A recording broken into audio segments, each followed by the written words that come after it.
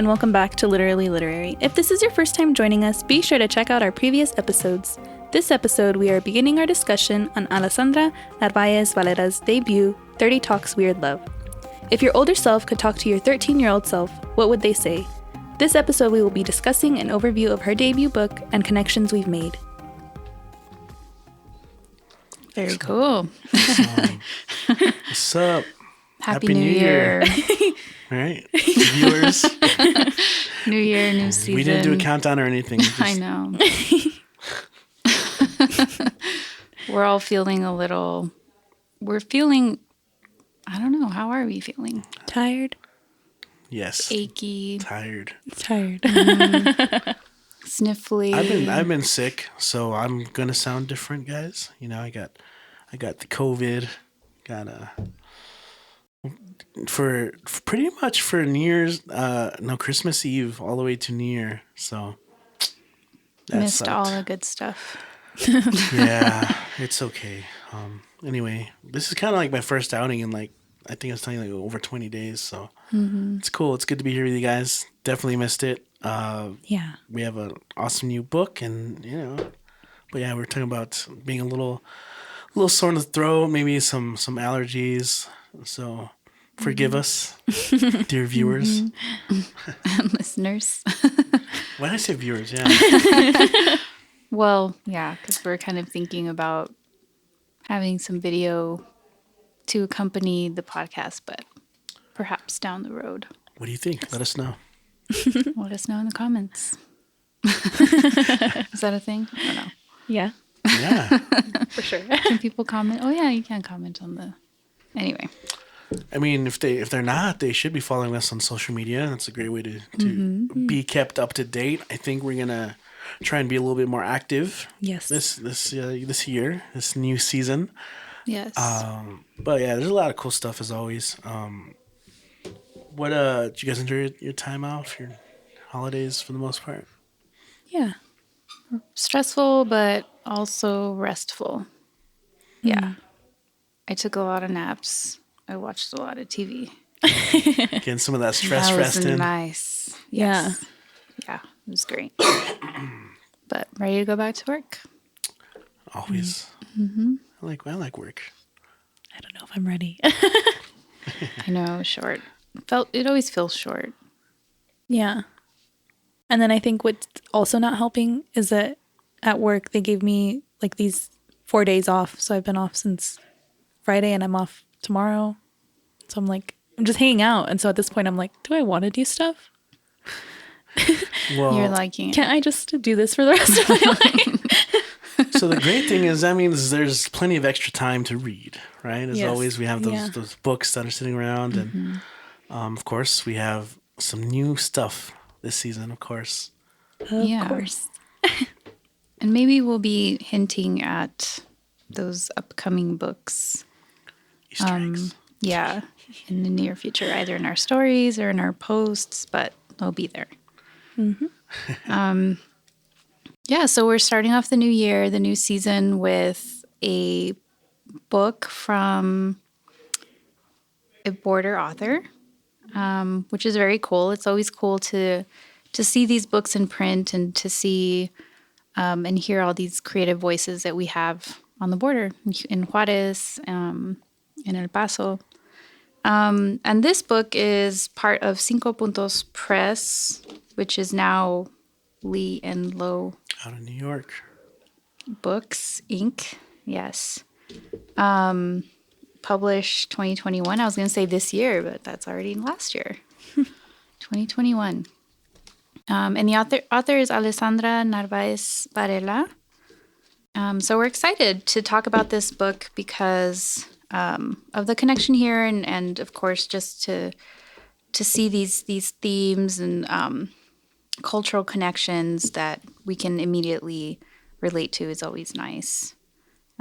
This is a YA book. It's been a while since you guys have done YA or something like this.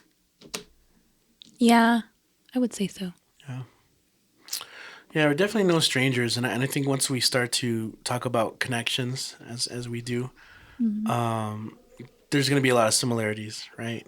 Can't wait to talk about that. But same on this end. I'm excited to talk about this book because Alessandra, Ale, she, we've worked together, in Border Senses. And I've known her for a while just through, she's through UTEP MFA, her teaching creative writing classes. And so just being part of that scene. And like I said, even just recently we had a gig through Border Senses with the Boys and Girls Club of El Paso, and we were able to do some. We received a grant, and it was for restorative justice through writing. And if you think about this book, that's a huge component, I think, of what the book is trying to accomplish. But it was really fun. So we got to work with youth, with kids. I don't know why that sounds so weird. With youths, with the youths, they're a different species or something. It reminded me of Schmidt from New Girl. Yes, yeah. With the youth. For me personally, it was like the youngest group I've ever worked with, though. I mean, kinder up to like first, second grade, but like more on the younger side. So it was quite the challenge. So we were able to kind of bond a little bit through that, talking about lessons and how to approach it. And she did so great. And so reading this book, I mean, I was really happy to hear about the release. And I hate that I missed the release because it seemed like it was a really great event. I saw photos and I saw that there was a live stream. So one thing that I'd love to ask her, and I didn't do the due diligence before the show to see if it's available. If I just look it up, but I want to see if it's available anywhere because I would still love to see how she talked about it, what she read, and of course, because she is a border author and here in El Paso, hopefully we'll have a chance to have a good conversation with her later on. Yes. Yeah. So think about questions we might have for Ale. Yeah, I mean, I think the big question of the book is like it's a pretty popular question, right? And maybe we'll save it for the end of this episode to think about more. But what were some of your first impressions? Just maybe even before even reading like the description, just 30 Talks Weird Love. I was definitely intrigued. Yeah, because it has a really beautiful cover. So the artwork kind of like draws you in also. And then, so I guess one of the connections that we obviously made was Poet X, because it's a novel, but told in verse in a sense. Yeah. I think you had said you thought about Ben Signs also, like as a connection. right. That makes sense. Just the YA genre, the young voice. Young voice, but also just talking about Juárez and the point of view of a 13-year-old girl growing up in a time where a lot of women were disappearing, girls and women. She makes that distinction and the language of being found, something very early on in this book that is very much a concern. So, and that shows up a lot. We talked about Everything Begins and Ends at the Kentucky Club. Yeah. That comes up a lot.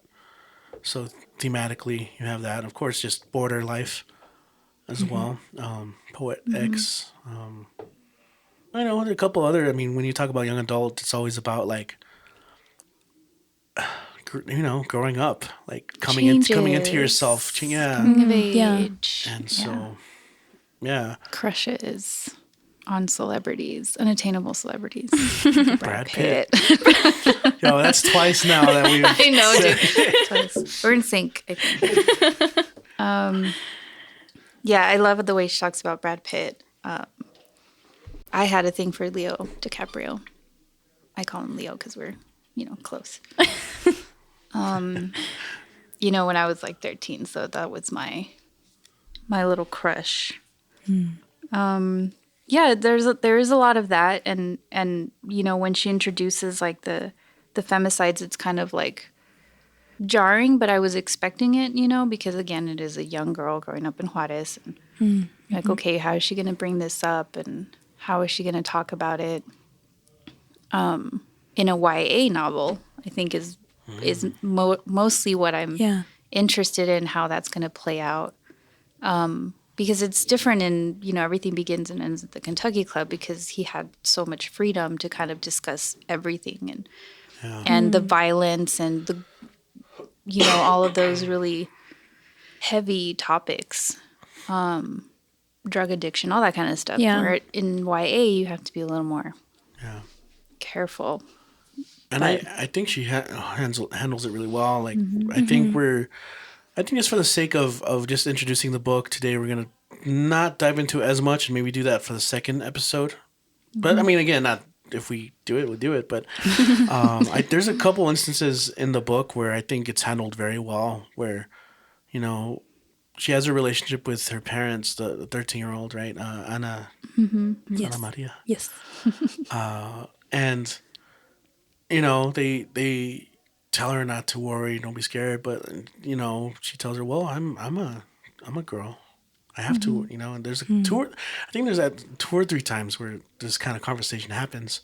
And I think that's almost addressing what you're talking about. Like, it is content, even though like we generally like talk about what is permissible in a YA book, but it's addressed here perfectly. Like, I mean, it affects me.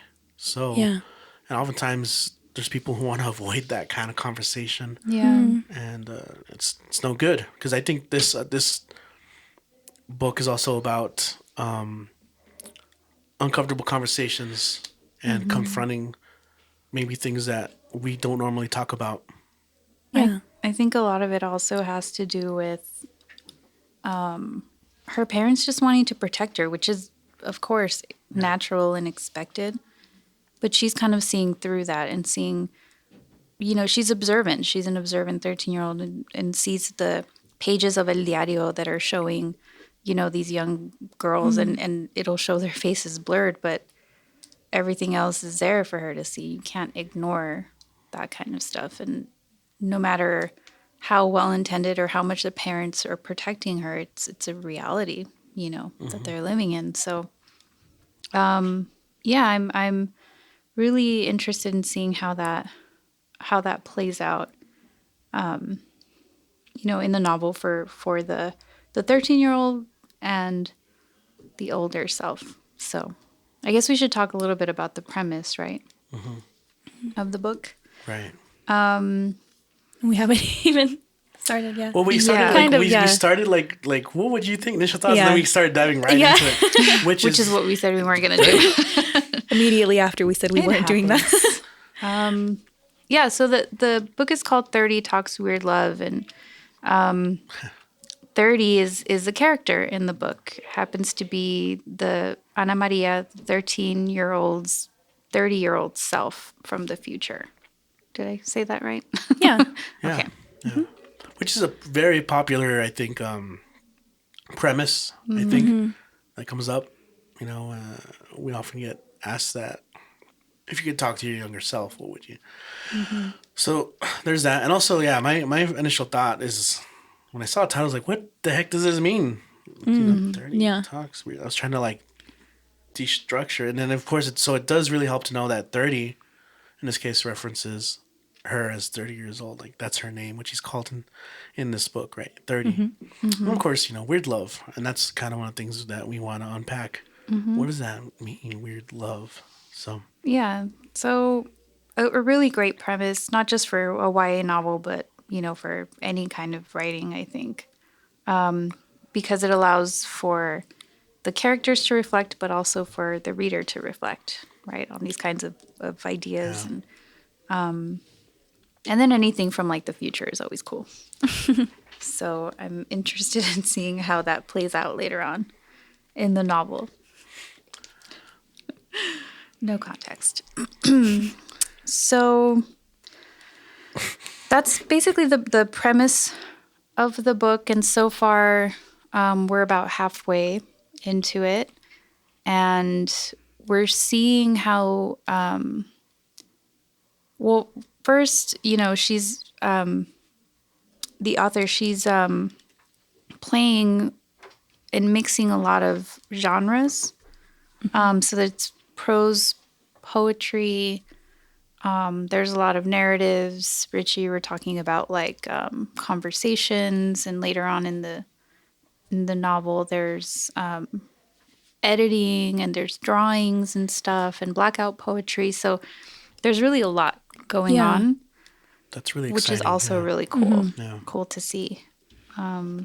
It's cool to see her taking risks like that because is this her first novel? Yeah. Yes. For it to be the first novel, and for her to be like, you know what? I want to do a piece that has blackout poetry and I want to do this and I want to do that and just do it, I think is really great.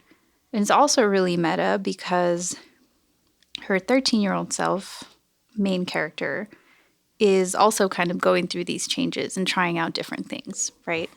So she's at first really not wanting to, or not knowing that she's a poet, or I don't know if it's just her not recognizing it or resisting it in some way. I think so. I think it mentions that she used to write, and for a 13-year-old, she is very, very, very invested in her studies. One of the things that's kind of talked a lot about is this school here, SOR, and it's a prestigious school, and there's a lot about competition, and I mean that could be a theme in itself too, right? Is the kind of pressure and work that is put onto kids in school, and Especially those kinds of schools.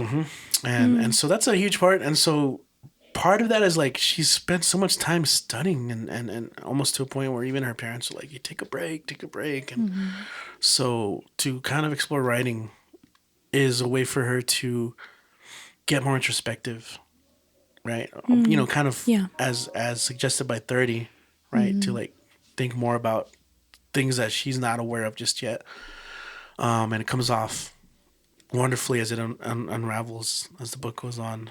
So we can't wait to explore that in the next episode.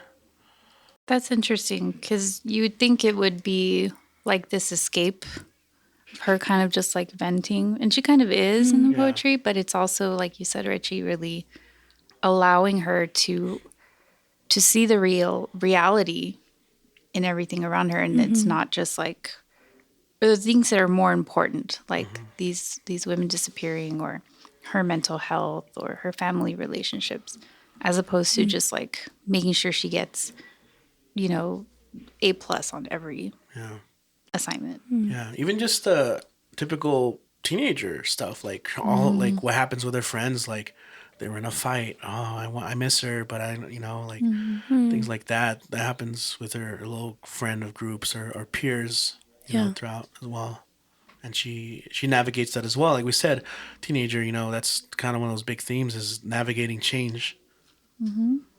Yeah. What other themes did you see, Vanessa, so far? I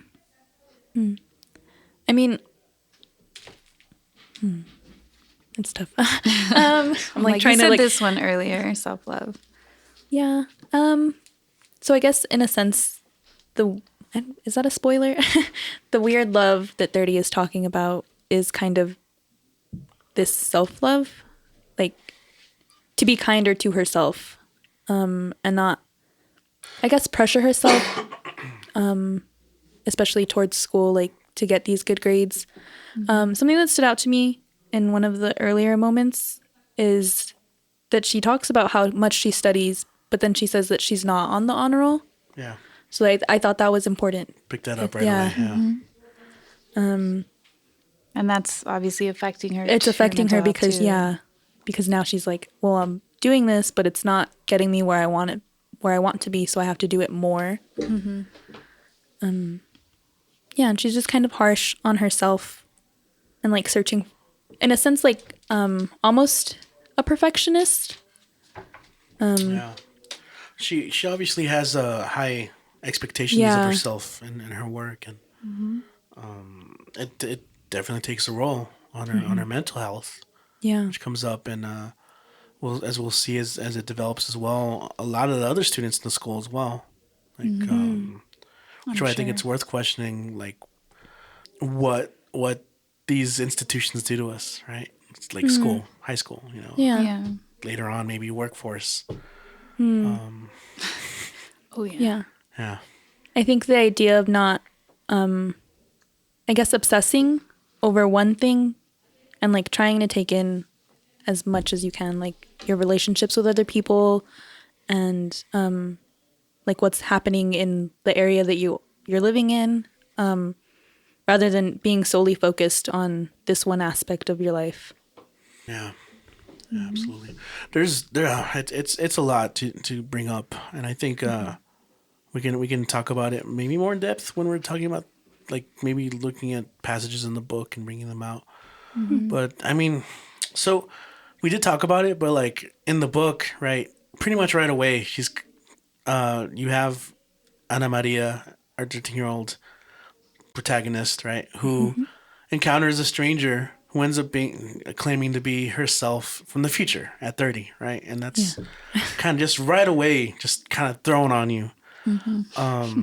Yeah, what you guys make of that? I don't know. It's maybe worth, because I was just like, oh, just like that. Okay, cool. Yeah. It kind of threw me through a loop. I don't know. I mean, I'm about at the halfway point, and I guess I was expecting a little more explanation or a little more development on how that happened. I'm not sure that it would have made it more anything. I guess that's just what I had expected, because in other books or movies or whatever where this thing kind of happens, it's not just thrown at you in one line, you know.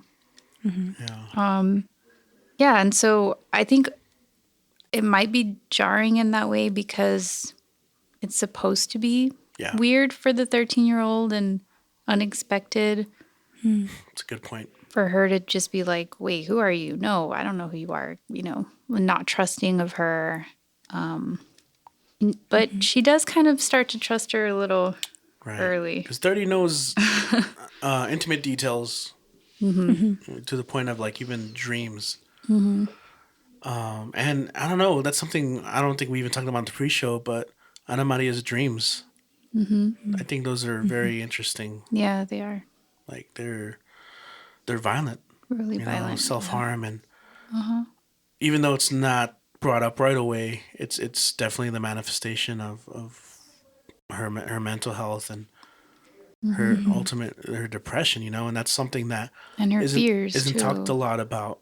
There's a stigma, and so I think a huge part of that book is recognizing it's okay to ask for help. You know, that's a huge part of the book, and so yeah, those dreams are crazy. I don't know what you guys thought about those. Yeah, I think I'm always kind of weird about dream sequences, but I think they really work well here because they're, you know, like a portal to, you know, the young Ana Maria and the things that she's afraid of, but that she doesn't want to recognize, or that she's too afraid to talk to anybody about. But 30 already knows what she's dreaming. So that's kind of nice to have that, to have someone to share that with. Yeah, so I guess that's a big moment of is, her accepting a little bit of what's happening there. We can talk about those next episode, but I think it's true. I'm thinking about like one in particular that uses the word swish. Ah, yes. Which I thought was really a weird word choice. Okay, interesting. So we can talk about that next time. Okay. Oh, it's actually called swish. Yeah. Page 44. Marking that in the book. I just have like an exclamation point and a question mark. Those are my notes on that one. But yeah, you're right about like there being a lot of violence, but just the way that it's portrayed, not just in dream form, but in her poetry, I think is really interesting. Yeah, and as I flip through, definitely looking forward to that conversation of diving into not just that, but again, maybe more particular passages and moments. But even just flipping through the pages right now, again, I'm just also really impressed with how she's going back to Alessandra, using different forms here to tell his story. Because yes, it is poetic prose to have a lot of exposition, but on top of that, right, we see actual poems that Ana Maria has written. We see stuff that 30 has written, right? and that's even edited. And I think that's so cool. We talked about there's different letters as well, and that are edited. She does this blackout poetry stuff. I just think that's I think NYA is just brilliant because I think it's also just a great a way to present these ideas, these complex things, these stigma things that we don't talk about, stress, the pressure, mental health in these ways and in new forms. I think it just I would have I'm sure that people would love reading this. Because Young of that adults, journey. the youths. Right. The youths. I know, I'm never gonna let that down. I think the youths will like it because, like, there's this poem that it's written inside of like a little hopscotch diagram Yeah. on page 52. After school in El Colorín. It's the Mama Leche poem, which she's kind of proud of, and then there's a poem on page 62, the Apology Acrostic, which has it's a poem to Margarita, a drawing of a daisy. So we get a glimpse of like these drawings, and we can imagine this composition notebook that Ana Maria has with all these poems and what she's drawing around them. And so I really enjoyed that too. Because and these aren't messy, not to say that they're messy, but you know, when you're starting out writing poetry, if you're that age, you have little drawings and little doodles and scratching things out and you know, writing Brad Pitt plus Ana Maria equals love in the corner kind of thing. And it's all expected, right? So I don't know. I really like that she included that. Yeah. It gives us that glimpse of the 13-year-old self. Yeah. I'm also thinking that in the past when we've had some of the books, we've brought relevant food along, and just realizing that for the next episode, or if the episode we have her on, we should definitely bring some marranitos with café de olla. Yes. That's 30's I favorite know. snack in the cafe. And every time like she brought it down the book, I'm like, man, I could use that. That'd be pretty great to have right now. I know. Now I want a marranito. I'm gonna put it on the list to bring. Yes. And you could hear us eat it live on the episode. I found the blackout poetry you're talking about. Yeah. It's really cool. I love blackout poetry. I love teaching it because it really opens the eyes of the students or whoever's doing it, right, to see that less is more sometimes. And a lot of times when we think about like writing, we're just like, especially if we have so much to say about something, we just want to say it all, but we don't have to Yeah. all the time. So I really like that. I'm always kind of form. impressed. I'm always impressed by it, just because I think the deliberate choice of what to exclude and what to leave to almost create something new out of it. That's an impressive kind of creativity, repurposing into the new. Weird love. You did talk pre-show, Richie, about it being a love letter. Right. So we kind of started talking about it. There's two, right, dedications. Yes. And Two I think dedications she in talks the about it there, right? So,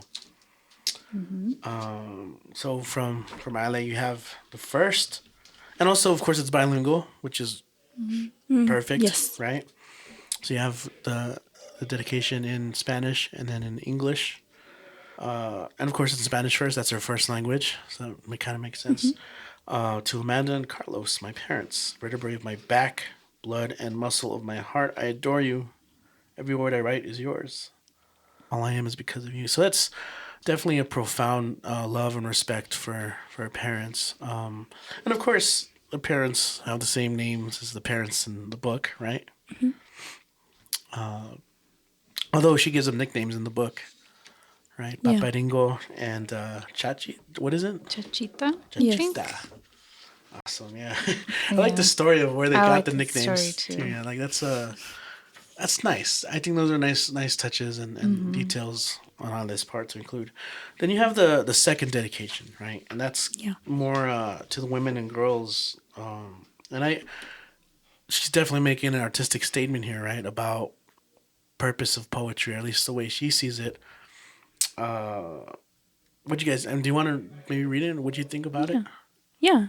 So this one also is in Spanish and then in English. To the women and girls we have lost in Ciudad Juárez, poetry doesn't give back life. Poetry is not justice, but she remembers and doesn't let us forget. May the blessed steps you walk in the paradise. In the paradise you inhabit, be full and light. May what we do in your memory always be worthy of your name. May the day this imperfect yet beautiful city of ours never loses one more of you arrive soon. Until then, please accept the humble prayer that is this book. Yeah, I mean, I love both of the dedications.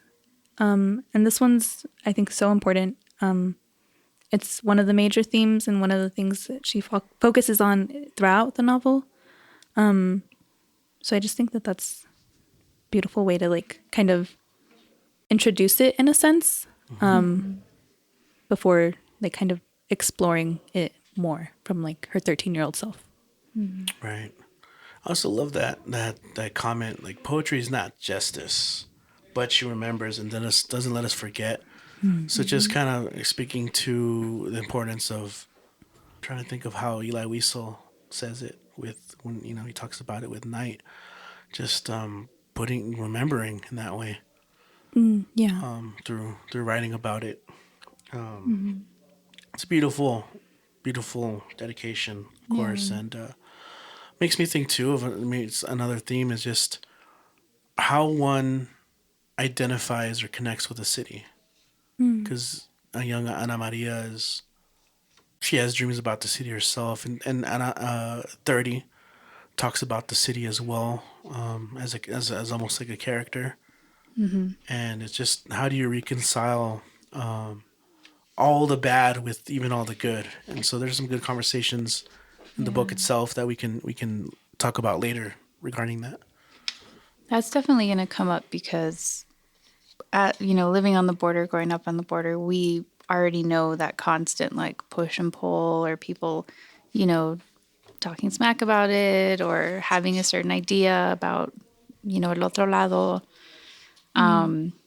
So we can talk about how she brings that up, and I really like that part of the dedication too, just the beauty, imperfect yet beautiful city of ours. I think that's a really great way to describe it. There's also some good humor. I mean, I'll admit, I'm pretty, and I'm not saying this in a negative way towards her either, but I'm kind of corny, and. Kind of. I'm just kidding. Yeah, no, that's fair. I'm just kidding. No, I'm super Any corny. listener already knows, right? Like, but that's something I appreciated as well. Like, I don't know, did you guys get to the cactus joke? The cactus joke. Oh, no spoilers. We'll wait. We'll talk about it. And then, of course, like, there's a lot of kind of like corny dialogue between 30 and Ana Maria, but and they acknowledge it too. Like, Ana Maria's like, that's corny, and I maybe we can talk a little bit more about that. It's a little dismissive at first, but kind of what she's talking about are these gestures of what it self love or weird love, right? The way they say it. So, love to talk a little bit more about that. Also, I don't even know why we didn't bring this up when introducing Ale, but something that was also, even though this is her first book, she's gotten some pretty great work already kind of in the limelight. In particular, she, I forgot to mention this, but we have mentioned it on the show. She had a poem that was a dedication to, El Paso, the Walmart shooting, and it was published as Poem of the Day, and so on poets.org, right? Yeah, it was a great poem. That was my first introduction to her. So yeah, when I heard that this book was coming out, I was really excited to read more of her work. Yes, and that was the month that Sasha Pimentel, creative writing professor, awesome, amazing writer. Yeah, she's cool. She was the guest editor that month, and so I think that was a great thing to include Alessandra's piece.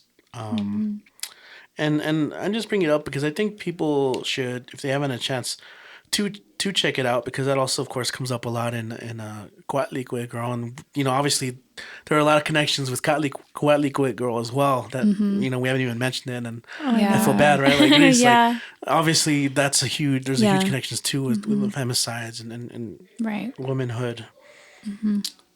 Yes. I know, now we're like, oh, And I'm like, dang. It just, we took a little bit of time off, I think, with the holidays, and so we're getting back into it. a little hiatus, but right now I'm like, wait a minute, this. So, And also, if you guys haven't a chance, definitely check out the poem. I think also it kind of reminds me of I'm Not Your Perfect Mexican Daughter.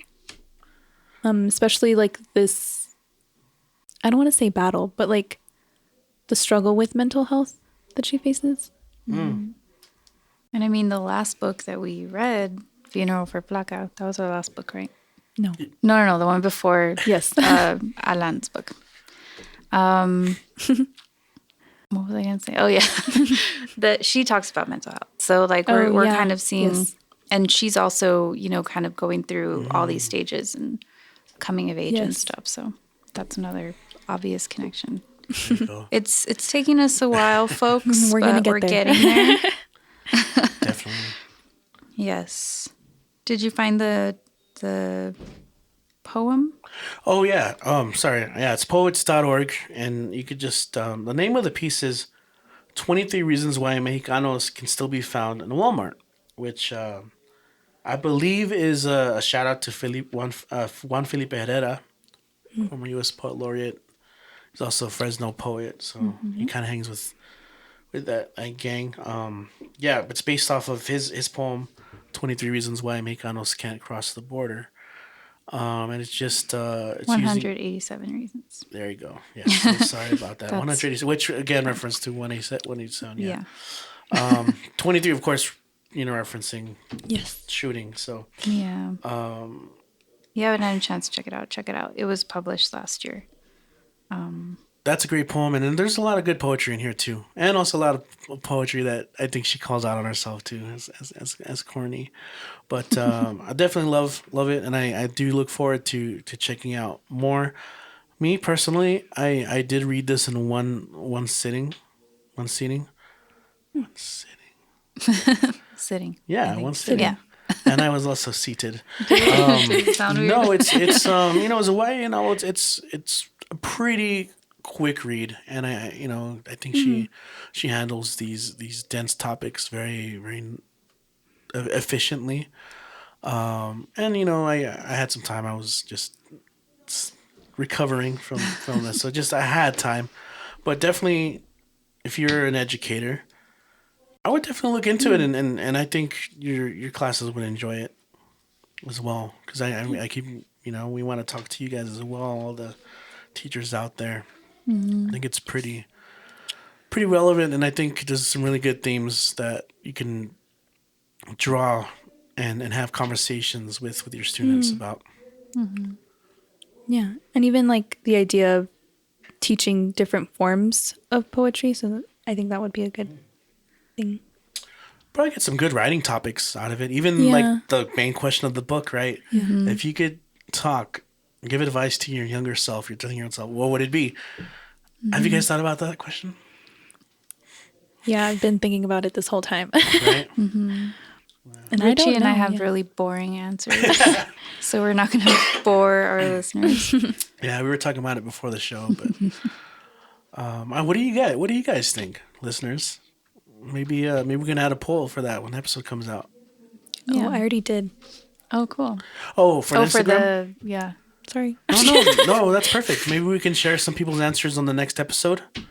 Yes. I know. Didn't we do that on Spotify too, though? Once, where people could like answer stuff. The 5 songs. So maybe we can also include that there. Like, so if you guys are listening, what advice would you give your younger self, 13-year-old self?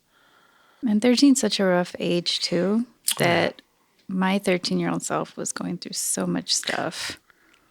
Yeah. And that seems so huge, like monumental. And they weren't really. A lot of them weren't. But a lot of them were kind of like here. So Yeah, that's really it's an important age. I don't even remember my 30-year-old self though. I don't know. Can it be my current present self telling my 13-year-old self? Yeah, it's funny. Well, one of the things that I mentioned pre-show is that also just very kind of talking about that 13, 30. There's a very different conception of when you're 13, you think 30-year-old is adult, has it all figured out, has wisdom, answers to everything.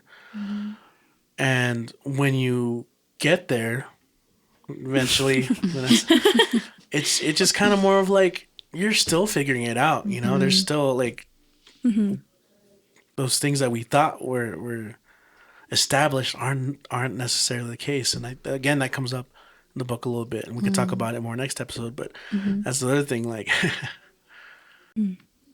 Yeah, that's really interesting and very true. But I think also when you're 13, you think not just that 30-year-olds have it figured out, but that they're like just so far away, Ancient. like so old. And, Yeah. I walk with a limp. not fun and just, but No, we'll talk more about that. I like how 30 is described though, with like a little grandma bun and and just kind of comfortable. She's got that teacher poet vibe. All right. this 30, she does seem like she has it together. Wow. More Let's find so. out. Yeah, I know. More so than, the 13 Ana Maria, but 13 Ana Maria, I mean, she's figuring it out and struggling, of course. But yeah, I mean, I'm excited to see how this plays out. I guess we didn't talk about the cover. I really like, Vanessa, you brought it up a little bit, how it draws you in. Yeah. The young girl on the cover, but the words of the title are just, huge. And then there's little doodles and stuff, which I imagine are part of the composition notebook that she has. So the cover art was by Paulina Magos. And the cover design was by our own Zeke Peña. Hell yeah. Jacket designed by Abi Awar. So 3 different people designed this really beautiful blue and pink cover art. And I also like that Denise Chavez had a little blurb for her on the back. That's awesome. Denise, one of the OGs. She's a legend. For real. She's awesome. I got to work with her around November. It was a lot of fun. Some writing workshop stuff. Flex. Go off, Richie. I'm super jealous. No, Denise Chavez, I mean, another local writer, right? But she's more established, I guess you could say. And a lot of her work I read in college. And so, yeah, it was really nice to see her name on this book. I bet it was super exciting for Alessandra, too. Congratulations, Ale. This is awesome. I'm glad that you have your book out. Yeah. Can't wait to talk more about it and also have you on the show. We're super excited and really proud to see more border voices Yeah. Exactly. get out there, print, publish their work. And it was also like sold out all over El Paso. Oh, I want to say that. Yeah, I forgot to mention that. Yeah. Yeah, Good which is point. crazy. It's a good sign. It's a good sign. We had trouble finding a copy. Yeah, and I was like, don't order off Amazon. Just wait till they get it back. But, I was like, we need to do the podcast. I know. Another alternative is bookshop.org. Absolutely. It's a much better alternative than buying books off of Amazon. Just PSA. Also, I mean, since we're bringing it up, and we have mentioned before, but for our El Paso viewers and regional viewers, definitely check out our awesome local bookshops, Brave Books and Literarity. I think there's a couple more. I don't know. Did you want? I mean, those are the ones that we love personally, that we love to go and support. Yeah. I think there's a couple more, but I mean, it's hard to keep track of what's still around and so on. So definitely go to those guys first before you go to like Amazon and Bezos. He's good. He's good. He doesn't need our money. He doesn't need it. Anymore. Thanks for joining us on this episode of Literally Literary, brought to you by Border Senses and Power at the Pass. This episode, we began our discussion on 30 Talks Weird Love by Alessandra Narváez Varela. If you haven't read it, we hope we inspire you to pick up a copy. Follow us on Instagram at literallyliterary.ep and on Twitter at literallylitep.